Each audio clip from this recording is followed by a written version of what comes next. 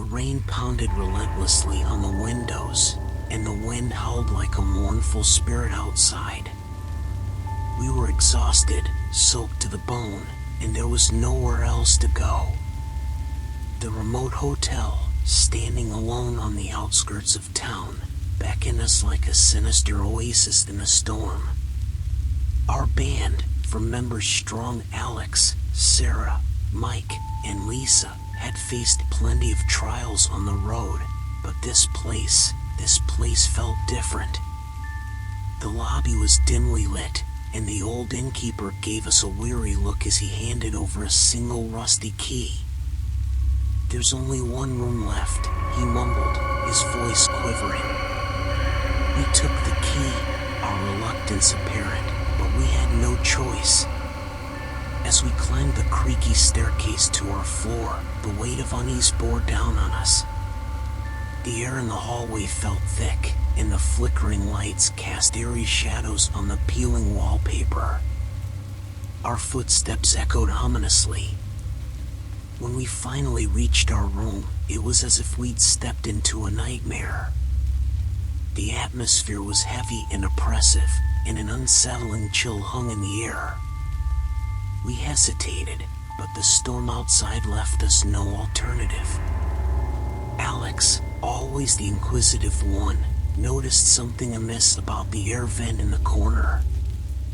It looked tampered with, as if someone had pried it open before. With a screwdriver in hand, Alex carefully removed the vent cover. What we found inside was beyond comprehension. Nestled within the vent was a headless porcelain figurine, its featureless face locked in a perpetual, sinister grin. Panic surged through us, and I instinctively backed away, seeking refuge in the far corner of the room. The clock on the wall ticked away the seconds, each one louder than the last as we sat in silence, the tension thick enough to cut with a knife. But it wasn't long before the room's ominous presence made itself known to each of us. One by one, we witnessed ghostly apparitions materializing in the air vent. Figures with heads grotesquely missing, their hollow eye sockets gazing into our souls. We couldn't speak, paralyzed by fear. What could we say that would make sense of this surreal nightmare? And so, we kept our silent vigil, unable to share our horrors with each other. Hours turned into an eternity, and the supernatural occurrences only intensified. Whispers, soft and chilling, slithered through the room, and ghostly hands reached out from the air vent, seeking something we couldn't fathom.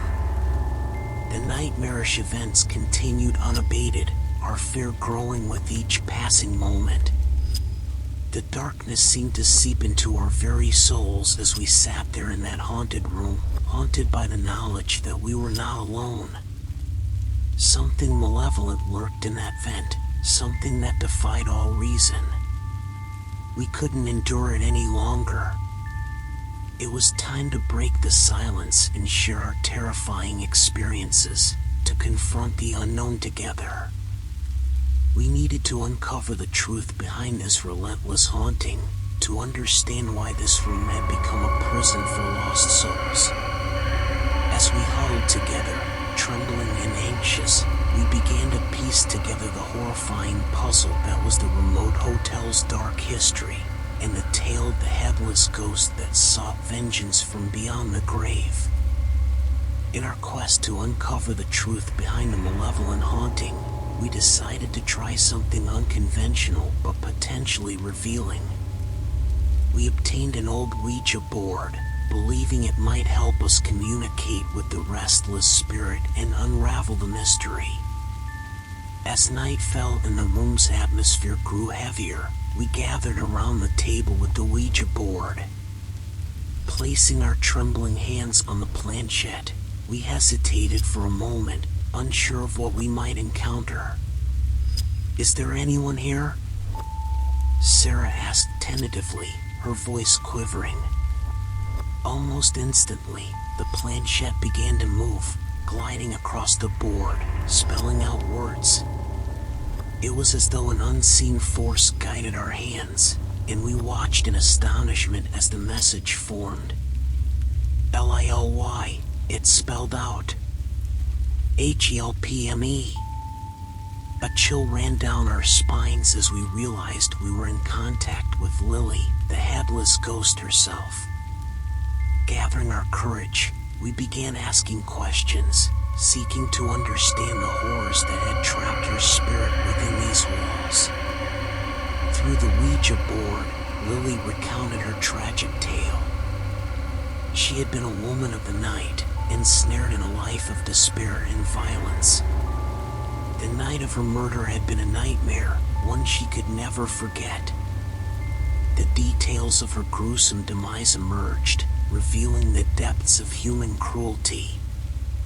Her murderer, a deranged client, had taken her life and severed her head, leaving her in the very room where we now sat. Lily's anguish and rage had bound her to this place, and she longed for justice. Over the course of that eerie night, we communicated with Lily, offering our sympathy and pledging to help her find the peace she sought. We learned of the torment she endured and the insatiable thirst for retribution that consumed her. With this newfound knowledge, we understood that our experiences were not isolated incidents but part of a dark, unresolved saga. We had unwittingly become entangled in Lily's tragic tale, and it was up to us to set things right. In the days that followed, we made it our mission to discover a way to appease the vengeful spirit of Lily. We conducted research on rituals, consulted experts in the paranormal, and even sought advice from mediums. One fateful night, as the clock struck midnight, we gathered in our haunted room. Candles flickered, casting eerie shadows on the walls. We followed the guidance of the Ouija board, reciting incantations and offering prayers to the restless spirit, beseeching her to find the peace she so desperately sought. The air in the room grew still, and we felt a presence, a spectral force that seemed to fill every corner. We could sense Lily's anguish, her yearning for retribution, but also her longing for release. As the ritual reached its climax, a powerful surge of energy coursed through the room. It was as if the very walls trembled with the weight of the past. And then, in an instant, it was over. The malevolent presence that had haunted us for so long was gone, replaced by an eerie tranquility. The air vent, once a gateway to terror, now felt like any other. We had given Lily what she sought, justice and closure. The remote hotel, once a place of torment, was now a place of rest. As we left, the storm outside had abated, and the night had regained its stillness. Our bond, forged through the crucible of terror, had grown stronger. We had faced the unknown and emerged victorious, but we would forever carry the chilling tale of the Headless Ghost, a story that would haunt our memories for the rest of our lives. Thank you, awesome audience, for tuning in. Your support and enthusiasm mean the world to us.